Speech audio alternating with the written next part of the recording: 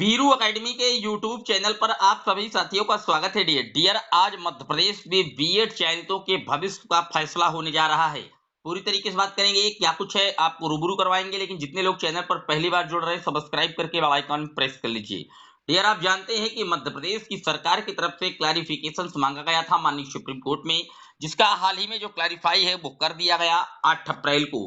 और पिछली बार चूंकि ये बताया गया कि अब जिस भी राज्य का मैटर जहां पर भर्ती चैलेंज की गई थी, कोर्ट ऑफ लॉ पर चैलेंज है, वहां की राज्य की हाई कोर्ट के ऊपर मामला टिका हुआ है डिसाइड करने के लिए। इसी क्रम में अगर बात की जाए तो मध्य प्रदेश में चूंकि 2022 से मामला लगातार कोर्ट में घूम रहा है, जबलपुर हाई कोर्ट में आप देख सकते हैं, आपके सामने केस स्टेटस लगा हुआ है।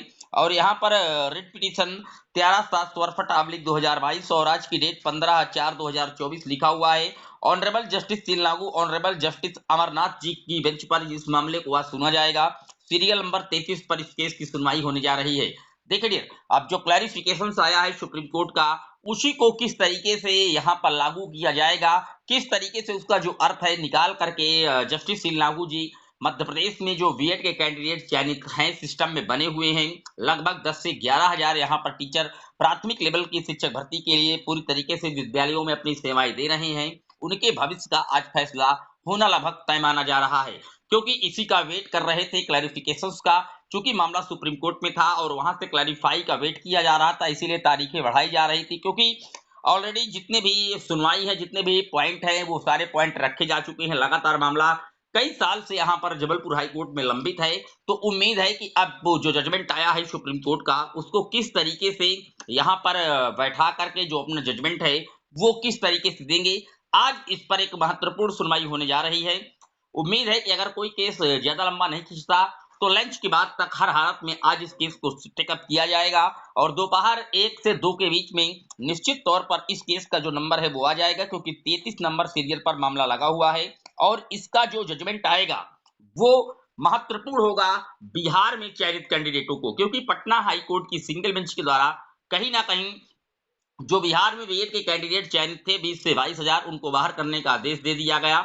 हालांकि डबल बेंच सरकार गई है और रिव्यू के रूप में वहां उन्होंने राय फिर से एक अपील दायर कर दी है हाई कोर्ट में ही।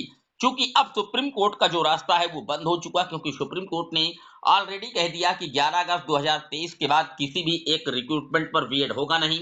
और जो पहले के जितने चयनित कैंडिडेट हैं, अगर उनका मामला किसी भी हाई कोर्ट में या कोर्ट ऑफ लॉ पर चैलेंज नहीं है, तो उन सारे कैंडिडेटों को बीएड के 1 वर्ष के भीतर ब्रिज कोर्स कंडक्ट करवा करके राज्य की राज्य सरकार उनको उनकी जो सेवाएं हैं वो स्थायी रूप से चलती रहेंगी। लेकिन जिनका मामला कोर्ट ऑफ लॉ पर चैलेंज है, वो कहीं ना कहीं उस राज्य की हाई कोर्ट के मत्थे छोड़ दिया गया है।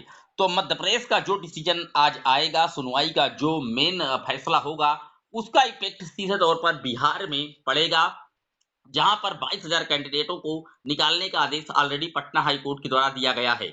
क्योंकि रिव्यू के लिए याचिका लगी हुई है और अगर यहां पर एमपी में जबलपुर हाई कोर्ट के द्वारा चयनितों को राहत दी जाती है, तो इसका जो इम्पैक्ट है वो सीधे तौर पर बिहार में पड़ जाएगा। लेकिन अगर छत्तीसगढ़ की बात की जाए तो वहां पर जो ज्वाइनिंग है वो 11 अगस्त 2023 के बाद पाए हैं, वो मैटर अलग है। और इन दो राज्यों का जो भविष्य है वो आज तय होगा।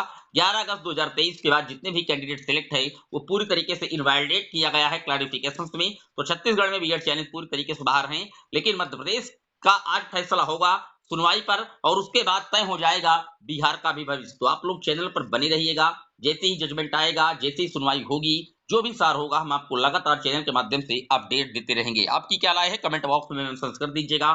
फिर मिलेंगे एक और वीडियो में, तब तक के लिए जय हिंद जय भारत।